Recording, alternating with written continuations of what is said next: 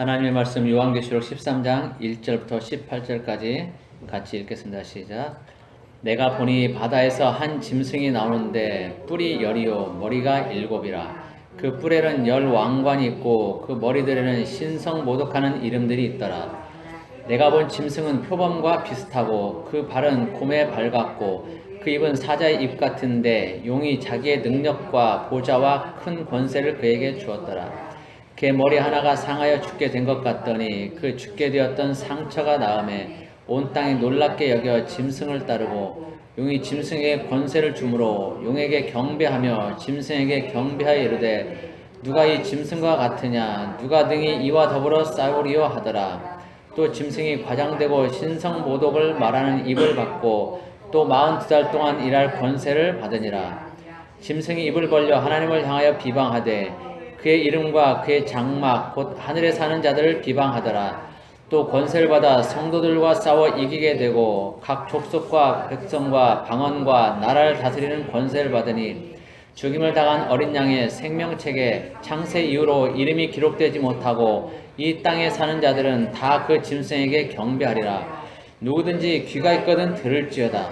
사로잡힐 자는 사로잡혀갈 것이요 칼에 죽을 자는 마땅히 칼에 죽을 것이니 성도들의 인내와 믿음이 여기 있느니라.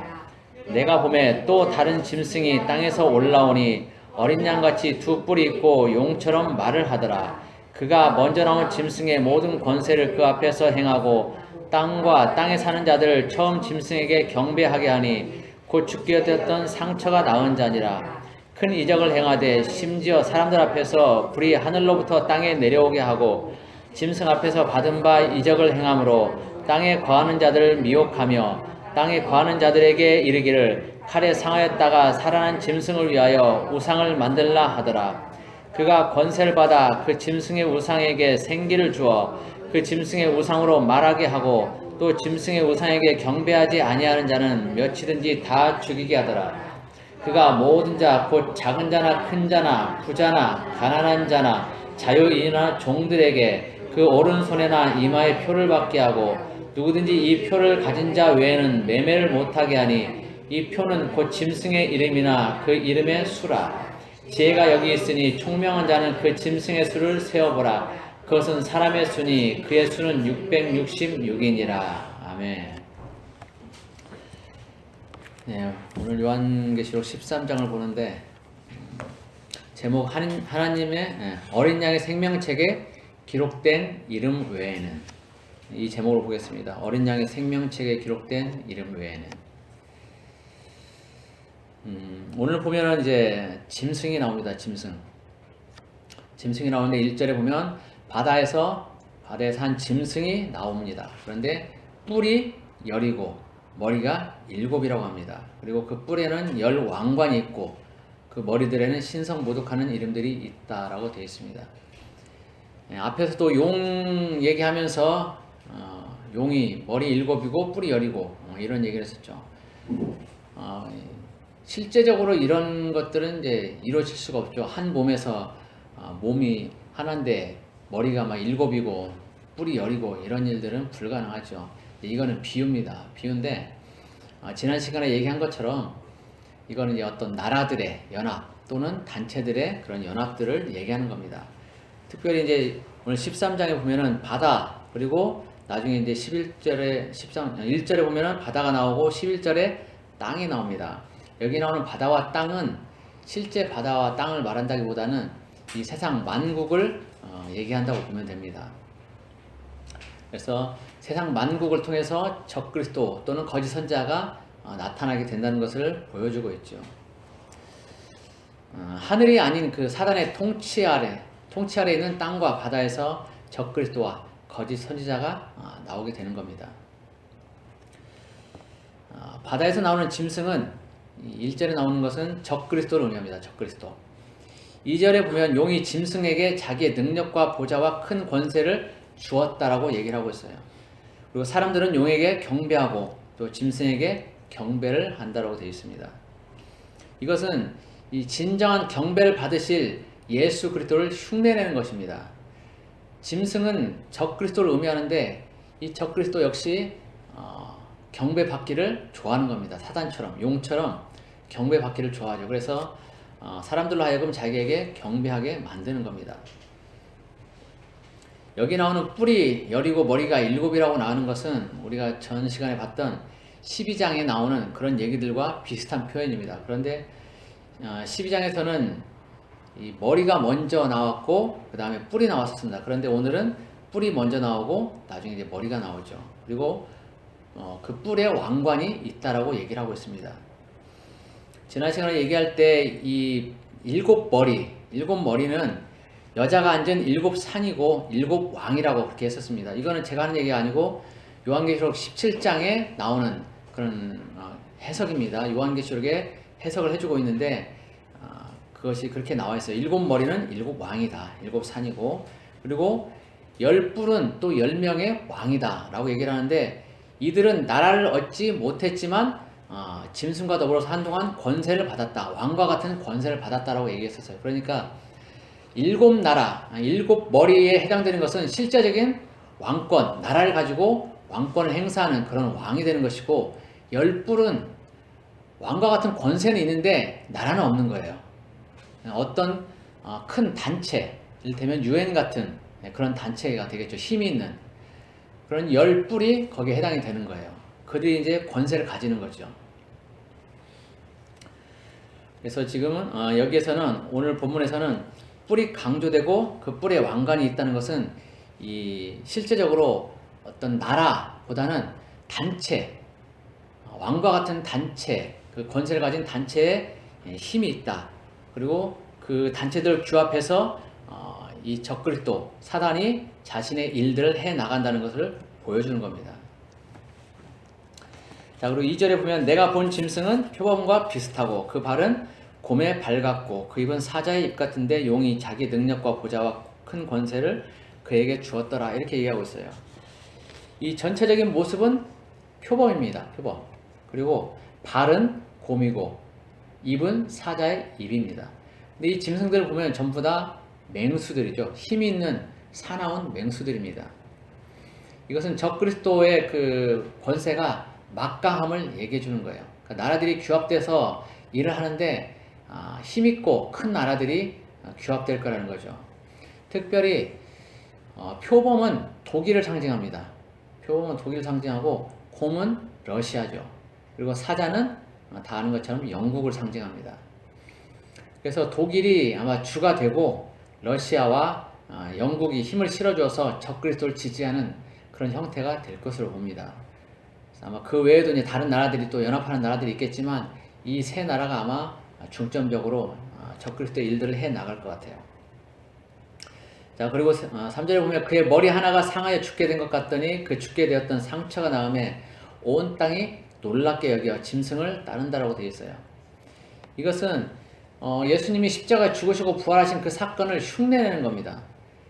적그리스도 사단은 예수님처럼 되고 싶어요. 하나님이 되고 싶어 하는데 실제 하나님은 될 수가 없죠. 그래서 그 흉내들을 많이 내려고 합니다. 그래서 예수님이 십자가에 죽으시고 부활하신 것을 흉내 내려고 지금 여기서도 보여주고 있어요. 그래서 자신이 그리스도라고 사람들이 믿게끔 그렇게 하는 겁니다. 사람들을 미혹하는 거죠. 이 행태는. 상처가 나서 이제 그것이 거의 죽게 됐고 죽음이 거의 왔는데 그것이 이제 살아나게 되는 거죠. 그래서 사람들이 야, 이 사람이 그리스도다라고 생각을 하게 만드는 겁니다. 이거는 미혹인데 13절 14절에 보면 땅에서 나온 짐승이 하는 일이 미혹하는 일이라고 표현이 되어 있습니다. 그리고 이것은 사단과 짐승이 주로 하는 일이죠. 13절 보면 큰 이적을 행하되 심지어 사람들 앞에서 불이 하늘로부터 땅에 내려오게 하고 이적을 행해서 미혹하는 겁니다. 14절에 보면 짐승 앞에서 받은 바 이적을 행함으로 땅에 거하는 자들을 미혹하며 땅에 거하는 자들에게 이르기를 칼에 상하였다가 살아난 짐승을 위하여 우상을 만들라 하더라. 이적을 행하는 것들이 이제 미혹을 위한 거라는 거죠. 미혹. 자신이 그리스도라 이렇게 믿게 만드는 겁니다. 지금도 미혹이 많이 있지만 이 적그리스도의 통치 시기가 오면 그 미혹은 우리가 생각할 수도 없는 그 정도가 될 겁니다. 당연히 사람들이 저 사람이 예수 그리스도다, 저 사람이 메시아다라고 생각할 정도로 큰 이적들을 행하게 될 겁니다. 사람들은 많이 그쪽에 빨려들게 될 거예요. 그 사람이 그리스도 예수라고 믿으면서 믿게 될 겁니다. 그런 일들이 실제 일어나게 될 거예요. 심지어 이제 그 적그리스도는 예수님이 행했던 그런 또 선지자들이 행했던 그런 이적들을 행하면서 미혹하기 때문에 사람들은 결코 거기서 벗어나지를 못합니다. 많이 빨려들어요. 근데 이 부분이 실제 이제 하늘에서 불이 내려오게 하는 일이 실제로 일어날 수도 있고 아니면 홀로그램으로 이루어질 수도 있어요. 이제 지금 그것이 이제 시행되고 있는 단계인데 홀로그램으로 마치 현실에서 일어나는 것처럼 그렇게 보여지게 만드는 기술들이 지금 상용화 되고 있어요. 영화로도 나왔었죠. 그래서 어쩌면 홀로그램으로 이게 실제 사단이 어떤 하늘에서 불이 내려오게 하는 그런 큰 권세는 없다라고 봐요, 제 생각에는. 그래서 어떤 속임수인데 그것이 이제 홀로그램의 형태로 나타나지 않을까 그렇게 보기도 합니다. 그래서 많은 사람들이 그것을 보면서 저 사람이 예수 그리스도 메시아다라고 그렇게 생각을 하게 될 거예요. 재림 예수다라고. 그런데 우리가 주목해야 될 것은 예수님의 재림은 이 땅에서 이루어지지 않는다는 거예요. 사람의 그런 몸을 통해서 태어나지 않는다는 겁니다. 다시 태어나지 않는다는 거예요. 재림 예수는. 이미 예수님은 한 번 태어나셨기 때문에 이제 승천하셨고 오실 때는 분명하게 하늘 구름을 타고 내려오신다라고 되어 있습니다. 그래서 이 땅에 태어난 사람들 중에 내가 메시아다라고 말하는 사람은 전부 다 거짓말쟁이라는 거예요. 예수님은 우리 모두가 전 세계에 있는 모든 사람들이 동일하게 볼 수 있게끔 하늘에서 그렇게 보게 내려오십니다. 구름을 타고. 어디에 있든지 다 그 예수님을 볼 수가 있게 돼 있어요. 초자연적으로. 그래서 이 땅에서 일어나는 일은 다 거짓입니다. 메시아라고 말하는 사람들은 전부 다 거짓말쟁이들이죠. 거짓 선지자들이고 적그리스도인 것입니다. 속으면 안 돼요. 어떤 이적을 보여주더라도 속으면 안 되는 겁니다. 예수님은 분명하게 하늘로부터 오신다라고 그렇게 돼 있어요. 그런데 그럼에도 불구하고 사람들은 이 이적, 적그리스도가 보여주는 이적을 보면서 그를 따르게 됩니다. 오늘 본문에 보면은 온 땅이 놀랍게 여겨 짐승을 따른다라고 돼 있어요. 놀라운 거예요. 놀라운 일들을 보여주는 거예요. 우리가 상상도 할 수 없는 일들을 보여주기 때문에 믿을 수밖에 없는 거예요. 일반 사람들은. 그래서 미리 성경에서 경고하고 있는 거예요. 미리 경고하고 있는 거예요. 예수 그리스도는 분명하게 하늘로부터 구름을 타고 오신다라고 그렇게 분명하게 말씀하고 경고하고 있는 거예요. 거기 속지 말라고. 그런데 4절에 보면 사람들이 용에게 경배하며 짐승에게 경배한다라고 되어 있어요. 그러면서 사람들이 뭐라고 말하냐면 누가 이 짐승과 같으냐, 누가 능히 이와 더불어 싸우겠냐라고 찬양하기까지 합니다. 굉장히 사람들이 생각할 때 아주 놀라운 일들을 벌이는 거예요. 그래서 믿을 수밖에 없게끔, 그래서 그 짐승을 찬양할 수밖에 없게끔 만들어주는 겁니다. 이것은 시편 113편 5절하고 사무엘상 6장 20절을 흉내내는 겁니다. 그러니까 사탄은 하나님의 말씀들을 많이 인용을 하면서 흉내를 내요. 실제 예수님을 미혹할 때도 그랬거든요. 다 성경을 가지고 예수님을 미혹했어요. 예수님이 또 말씀으로 다 이겨냈죠. 교묘하게 말씀을 이렇게 살짝 바꿔서 그것을 가지고 인용을 합니다. 원래대로 인용하는 것이 아니고 살짝 바꿉니다. 예수님 때도 그랬어요. 지금 시편 113편 4절에서는 이렇게 되어 있어요. 여호와는 모든 나라보다 높으시며 그의 영광은 하늘보다 높으시도다. 여호와 우리 하나님과 같은 이가 누구리요? 이것을 지금 흉내내고 있는 거예요. 그리고 사무엘상 6장 20절에서는 벳셈에서 사람들이 하는 말인데 이 거룩한 하나님 여호와 앞에 누가 능히 서리요? 이 말씀을 또 흉내를 내고 있는 겁니다.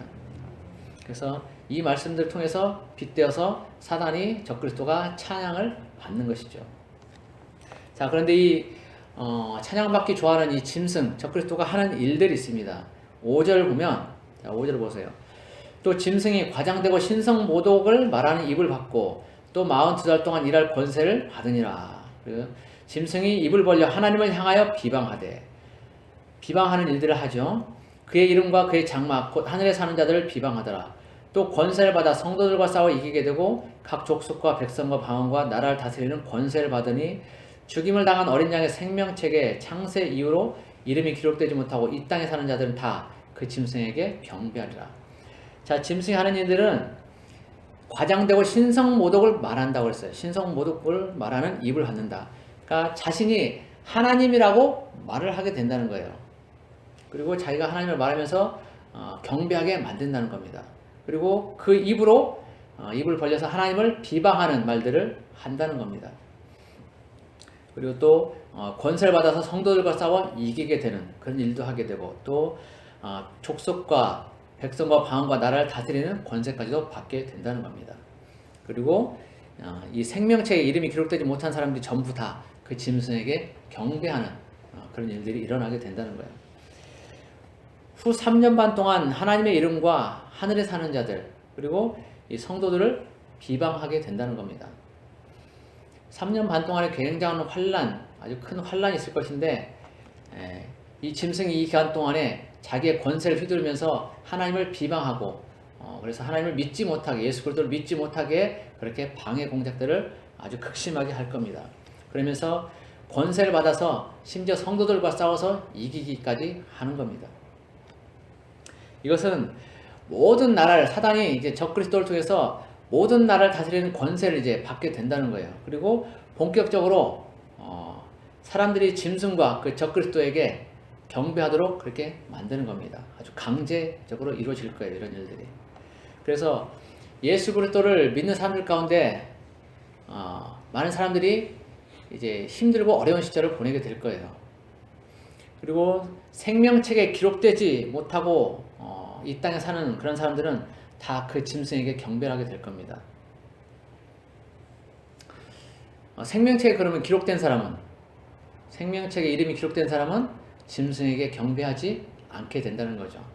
그러니까 예수 그리스도를 잘 믿고 있으면 굳이 어떤 환란이 오더라도 두려워할 필요가 없다는 거예요.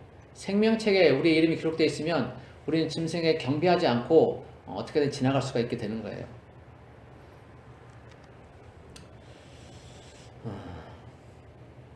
이 짐승에게 경배하는 사람들은 어떤 종류의 사람들이냐면, 하나님을 바라보지 않고 이 땅의 것들에 마음을 주고 그것들에 만족하고 사는 그런 사람들입니다.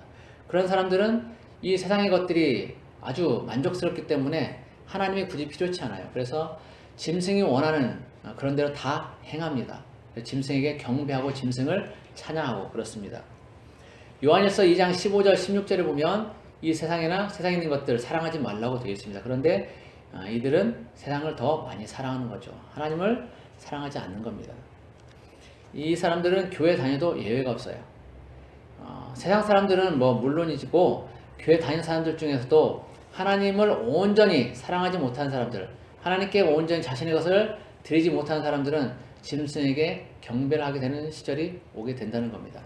정신 바짝 차리지 않으면 교회 다닌다고 안심하면 안 된다는 거예요. 정신 바짝 차리지 않으면 다 넘어가게 된다는 거예요.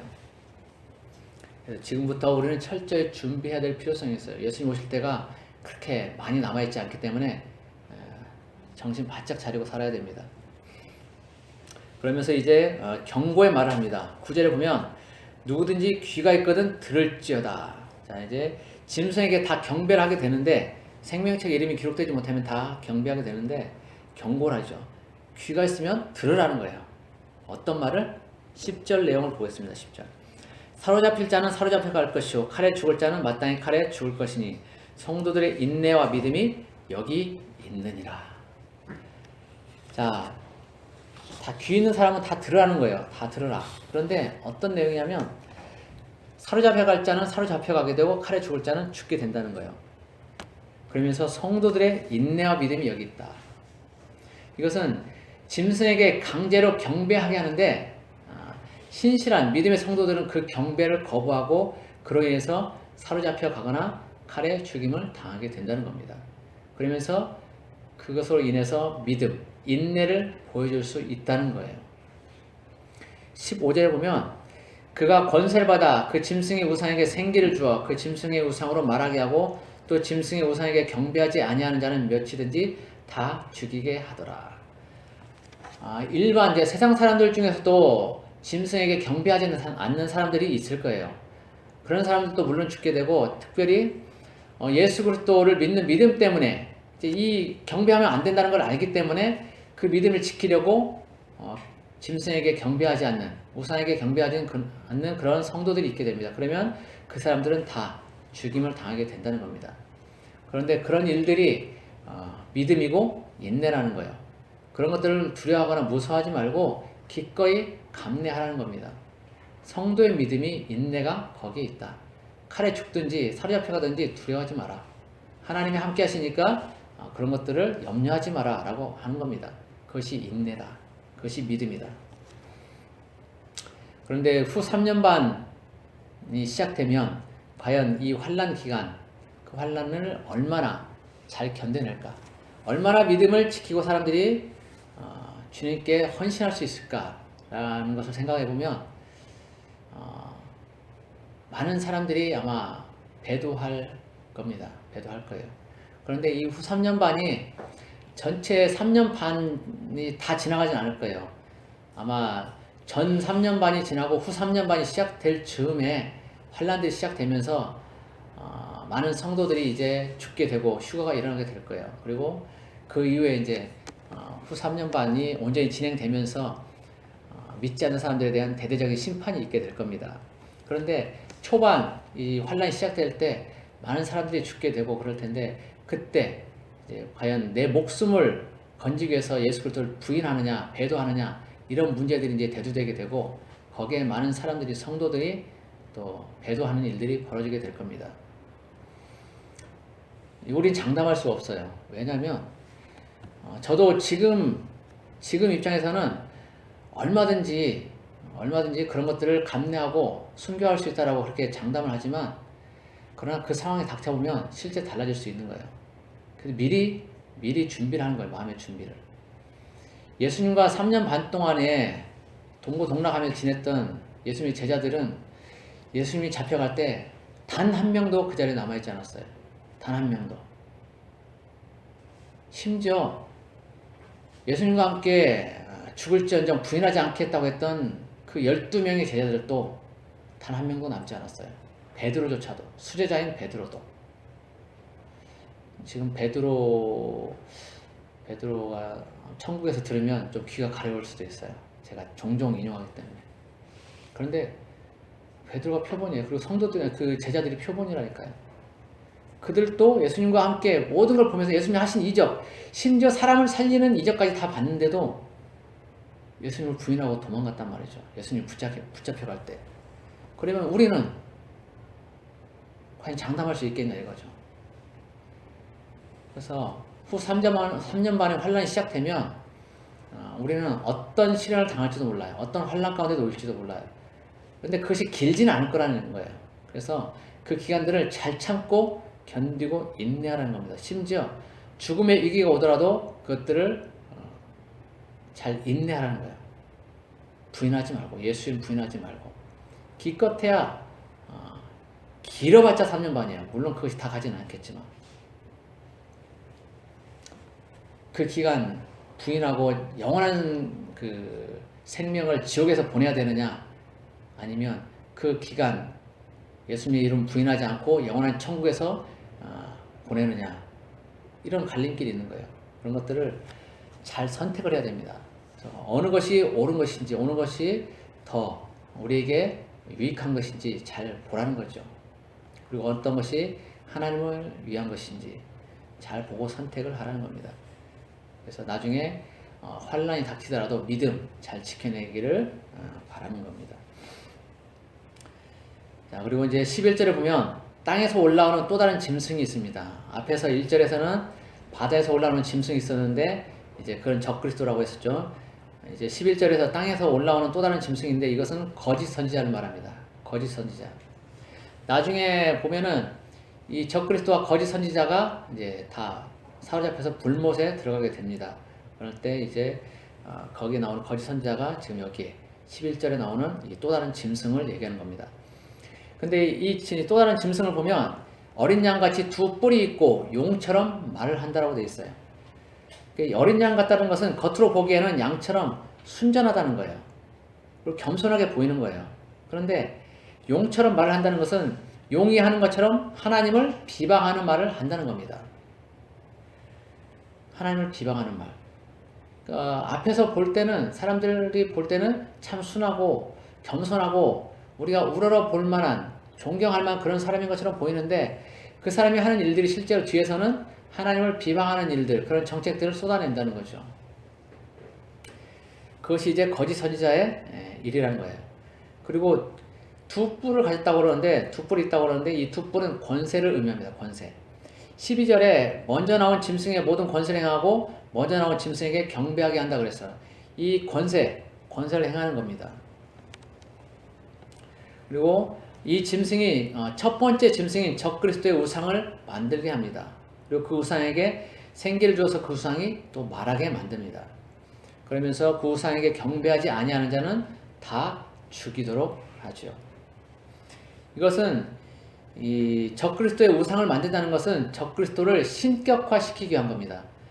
실제 자신이 신이 아닌데 이제 신격화시켜서 이렇게 숭배하게 만들려는 겁니다.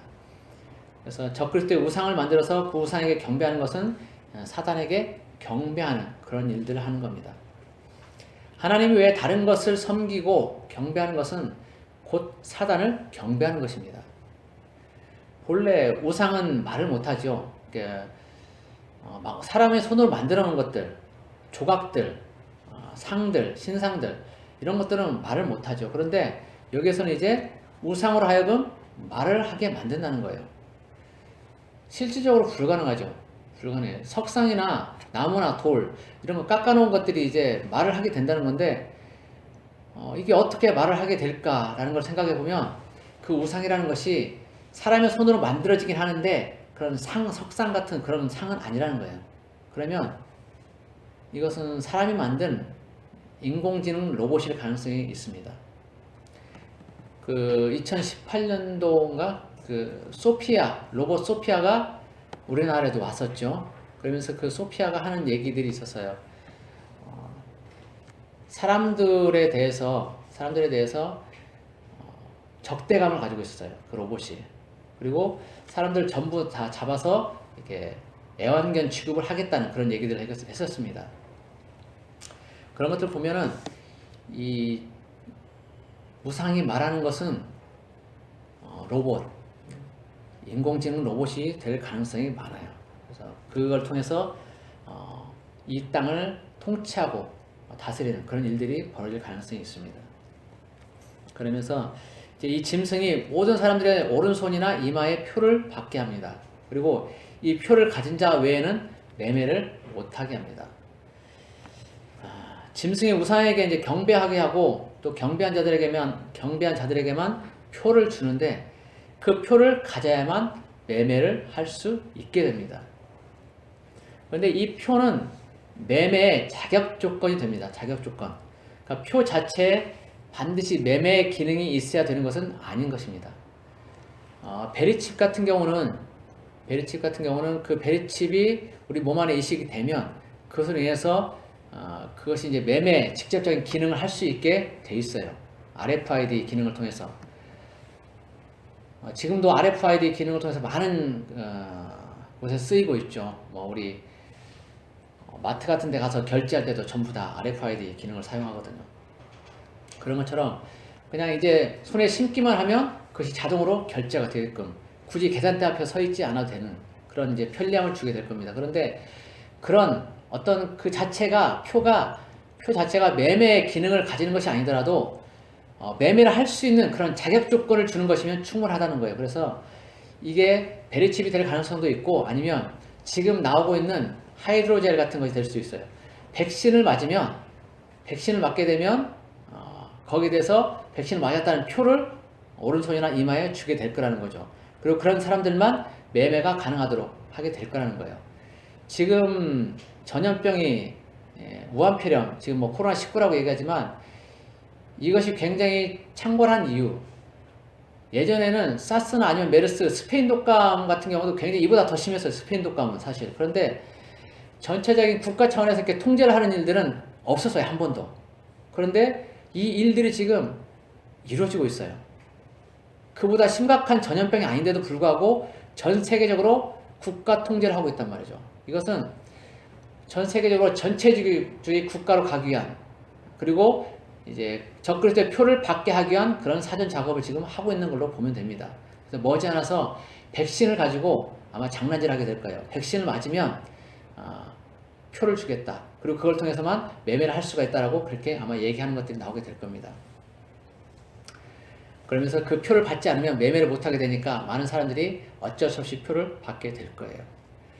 이 일들이 자연스럽게 진행이 돼요. 자연스럽게. 그냥 순간적으로 그전 같으면 수년이 걸려서 이 작업들이 이루어져야 되는데 지금은 불과 몇 달 만에 순식간에 이루어져 버려요. 백신이 만들어지는 거는 하루아침에 만들어지지 않거든요. 1상, 2상, 3상 시험을 다 거쳐가지고 만들어져도 그것이 부작용이 있고 사람이 죽고 그러는데 이 백신은 불과 몇 달 만에 만들겠다라고 얘기를 하고 있는 거예요. 그리고 그걸 지금 만들어내고 있고 부작용도 있죠. 지금 백신 맞아가 죽는 사람들 많죠. 지금 독감 백신 이번에 문제가 많이 됐죠.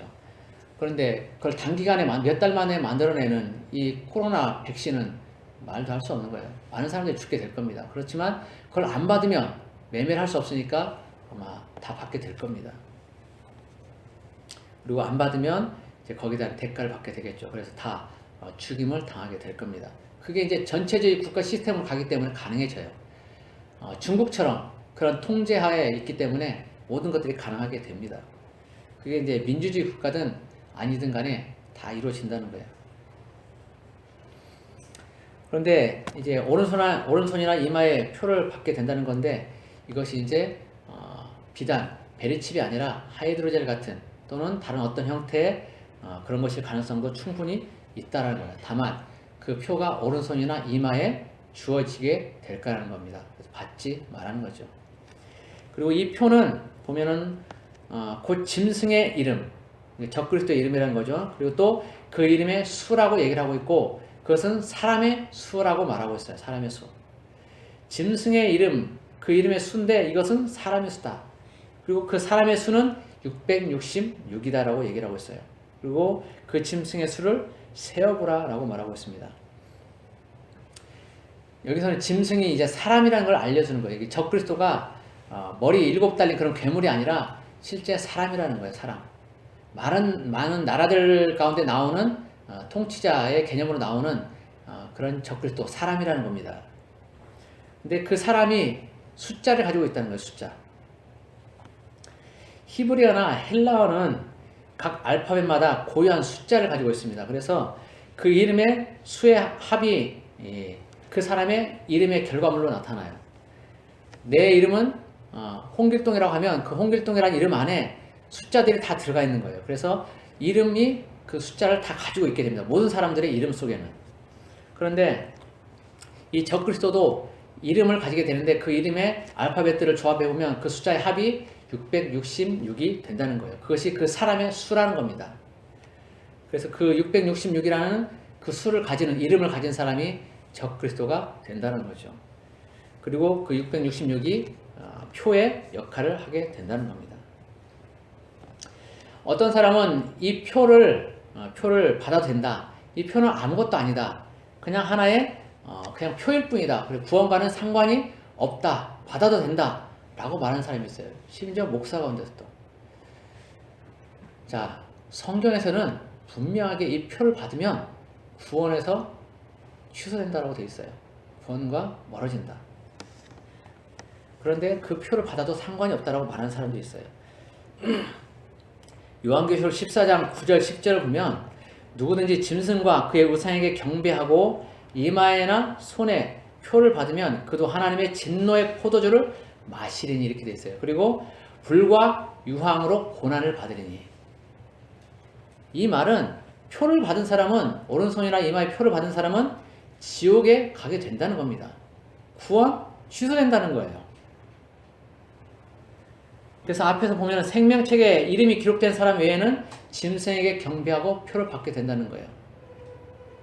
생명책에 이름이 기록된 사람은 천국에 가겠지만 기록되지 못한 사람은 다 표를 받고 지옥불에 가게 된다는 겁니다. 그것은 오른손에 이마에 표를 받았기 때문에 그렇다는 거예요. 표가 문제가 된다는 거예요. 표 자체가. 그런데 어떤 사람들은 이 표 자체의 문제는 아무것도 없다. 그냥 하나의 표일 뿐이다라고 말하는 사람이 있죠. 그러나 분명하게 성경에서는 이 표로 인해서 표를 받으면 둘째 사망, 지옥불에 처해지게 된다라고 그렇게 얘기를 하고 있어요. 이 사람들의 논리대로 한다면 아담과 하와가 처음에 먹었던 그 선악과도 아무 문제가 없어야 돼요. 단지 과일일 뿐인데, 선악과 단지 과일일 뿐인데 그거 먹었다고 죽어야 됩니까? 웃기는 얘기죠, 그렇게 되면. 그러나 그들이 하나님의 말씀을 어겼다는 거예요. 그래서 문제가 되는 거예요. 표도 마찬가지예요. 하나님이 분명하게 표시를 하고 있잖아요. 성경에 딱 기록하고 있잖아요. 요한계시록에. 그 표를 받지 마라. 분명히 경고하고 있어요. 그런데 그 말씀을 어기고 표를 받는 것은 하나님의 말씀을 어기는 거예요. 그래서 그 사람들 지옥에 가게 되는 겁니다. 말씀을 부정하고 말씀의 권세를 따르지 않기 때문에 그래서 지옥에 가게 되는 겁니다. 반드시 그렇게 될 거예요. 반드시. 이런 얘기들을 하면 지옥 얘기를 하고 또 환난을 받게 되는 얘기들, 또 뭐 오른손이나 이마에 표 받는 이런 문제들, 그거 안 받으면 또 죽게 되는 이런 얘기들을 하게 되면 사람들은 뭐 요한계시록이 마치 사람들을 겁주기 위해서 또 두려움을 주기 위해서 기록한 것이냐 그렇게 생각하기도 합니다. 그러나 요한계시록은 절대로 그런 목적으로 기록된 책이 아니에요. 미리 알려주는 겁니다. 경고해 주는 거예요. 앞으로 이런 일들이 있을 거니까 너희들은 준비를 해야 된다. 준비해라. 준비하지 않고 있다가 당하게 되면 너희들이 속절없이 적그리스도에게 당하게 될 것이다. 그래서 내가 미리 너희에게 얘기해 주는 거니까 준비하고 있어라. 깨어서 준비해라. 라고 하나님은 우리에게 친절하게 지금 말씀해 주시는 거예요. 겁을 주는 것이 아니라, 두려움을 주려는 것이 아니라 우리에게 대비할 수 있게끔 미리 알려주시는 겁니다. 그래서 모두 다 천국에 이를 수 있게끔 그렇게 알려주는 겁니다.